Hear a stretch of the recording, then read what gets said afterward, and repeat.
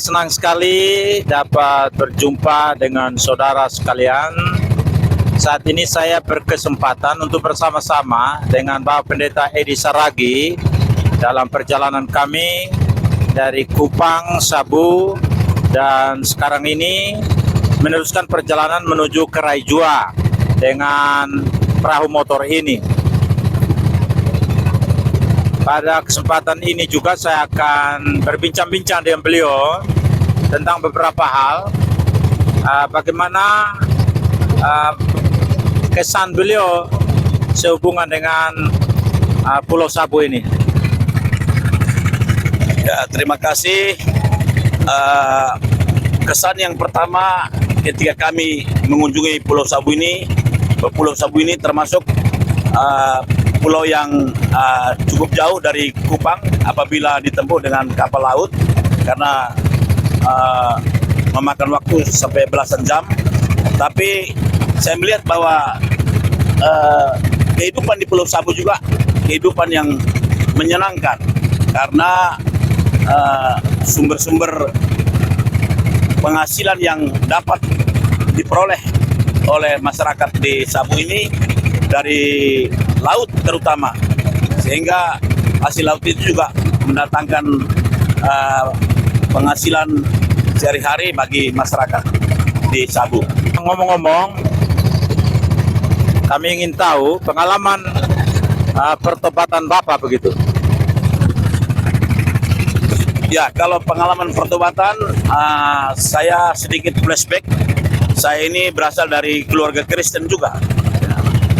Ayah saya itu adalah seorang majelis dari sebuah gereja, tetapi seperti mungkin orang-orang lain juga, bahwa kehidupan sebagai orang Kristen itu belum dihayati dan juga belum punya pengalaman baru bersama Tuhan, sehingga kehidupan saya bertumbuh seperti orang-orang dunia lainnya. Ya, memang ikut kegiatan gereja, tetapi belum mengenal Tuhan. Seiring berjalannya waktu, ketika kami mengikuti atau sebagai mahasiswa di Jakarta, pengalaman-pengalaman yang cukup menyakitkan juga kita alami di Jakarta. Dan kemudian setelah berbagai pengalaman yang sangat tidak kita harapkan, sangat menyakitkan begitu, sehingga itu menimbulkan keinginan untuk bagaimana mengubah kehidupan yang sangat kurang elok itu. Sehingga suatu hari saya diajak oleh seorang teman untuk mengikuti sebuah kebaktian pembangunan rohani. Dari situlah kami mendengarkan pemberitaan firman Tuhan dari seorang hamba Tuhan. Kemudian ketika ditantang dengan altar call, maka pada saat itu seperti hati kami tergerak untuk menindaklanjuti panggilan itu, dan kemudian kami disuruh atau mengaku dosa-dosa kami, dan kemudian kami diminta supaya kami menerima Kristus sebagai Tuhan dan Juru Selamat. Dan saat itu kami merasa bahwa kami mendapatkan sesuatu pengalaman baru, jadi bukan lagi pengalaman dari gereja, tapi pengalaman langsung dari Roh Kudus saat itu. Itulah yang mengubah kami, sehingga kami melihat bahwa sesungguhnya Tuhan Yesus itu ada, firman-Nya itu berkuasa. Karena disampaikan oleh seorang hamba Tuhan biasa saja, tapi sangat dahsyat sekali, dan setiap firman yang disampaikan itu seperti mengena dengan kehidupan kami, dan memberikan koreksi bahwa kami ini membutuhkan Juru Selamat. Dan saat itulah kami terima Kristus, dan saat itu kami merasa bahwa kami adalah bukan lagi orang-orang yang terkutuk atau orang-orang yang berdosa, tapi kami sudah diampuni dan kami sudah diselamatkan.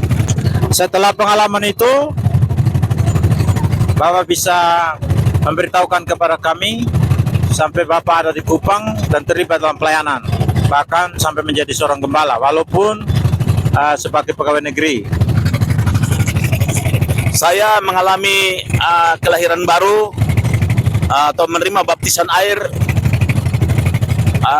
tahun 1979. Waktu itu saya dipertemukan dengan seorang hamba Tuhan yang luar biasa, Bapak Pendeta Yori Tasik, dan beliaulah menjadi Bapak rohani saya di GBI Shalom Ampera, Jakarta.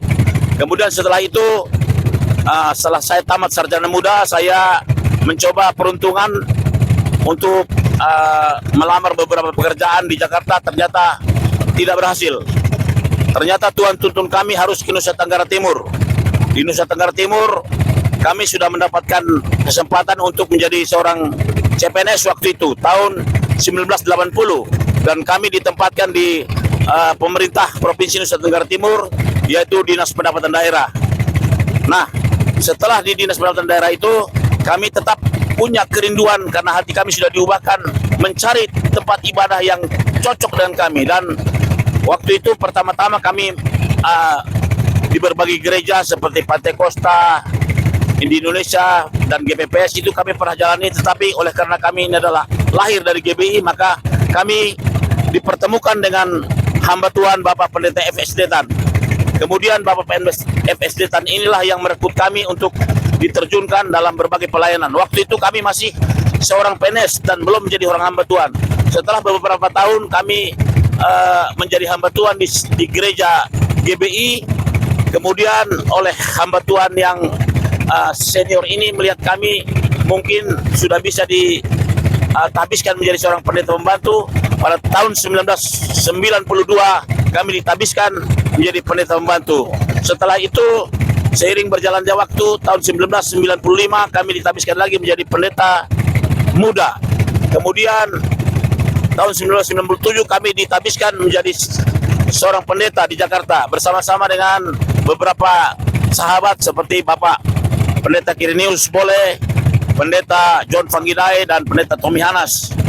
Itulah yang saya ingat ketika kami dilantik di Jakarta. Beberapa tahun kemudian, setia dalam pelayanan sebagai seorang pendeta, pada tanggal 23 bulan 5 tahun 2005 kami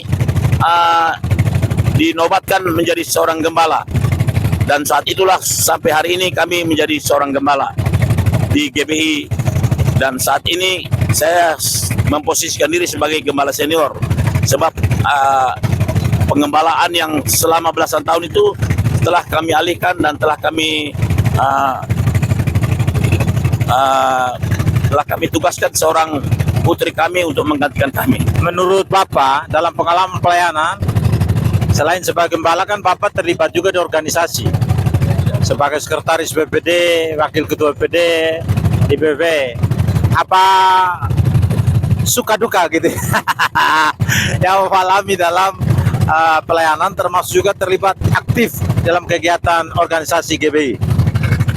Ya, saya bersyukur juga selain sebagai pendeta dan gembala, saya juga dipercayakan oleh beberapa ketua BPD yang merekrut saya untuk mendampingi mereka. Pertama-tama, saya menjadi sekretaris BPD pada masa ketua BPD Bapak Pendeta FS Detan cukup lama.